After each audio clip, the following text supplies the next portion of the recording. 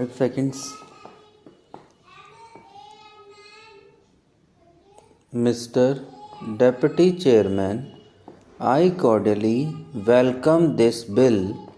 We cannot do too much for our children, nor can the importance of looking after neglected and delinquent children be exaggerated. It is but right that the central government should set up a model law and also try to operate that law in a manner which can be limited by all the states.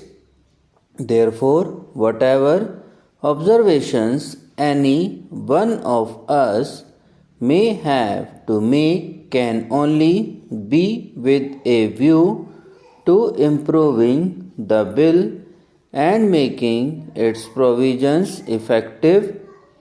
Sir, under the bill, two kinds of institutions are to be set up: children's homes for the neglected children and special schools for the delinquent children. Throughout the bill, these two institutions are kept entirely separate. I do not see why there should not be an exchange between these two institutions in suitable cases.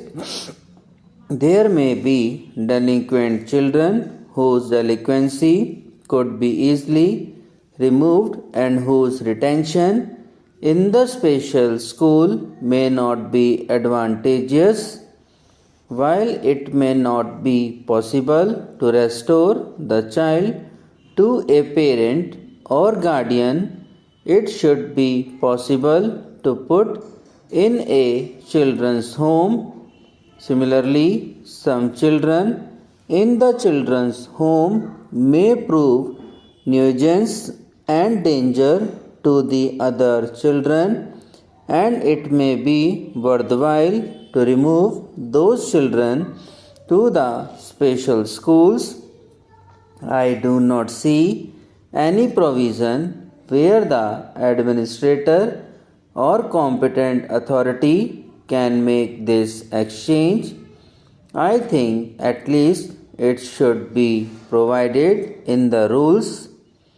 There is a provision about religious denomination in special schools, but I do not see why a similar provision has not been inserted so far as the children's homes are concerned.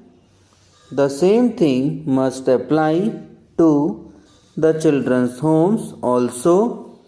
In fact, it should be made applicable to them to a greater extent. I believe that so far as the children's homes are concerned, it is not so wise for the state to have its own homes, but they should encourage charitable institutions like the Ramakrishna Mission to start homes under their assistance, because if the state directly undertakes this task, it must have a sufficient number of institutions and sufficient resources at its disposal to do the work thoroughly throughout the state. I do not know if any authority will get the financial resources to apply this bill immediately. Therefore, that territorial authority will have to do the work bit by bit. Further, I find that there is no provision here for financial assistance to homes which are run by private non-official institutions. If a child is entrusted to some private individual who is willing to take charge of him. I think that will be the most satisfactory method of looking after the child if there are such persons, and if they are poor, there is no reason why the state should not assist them.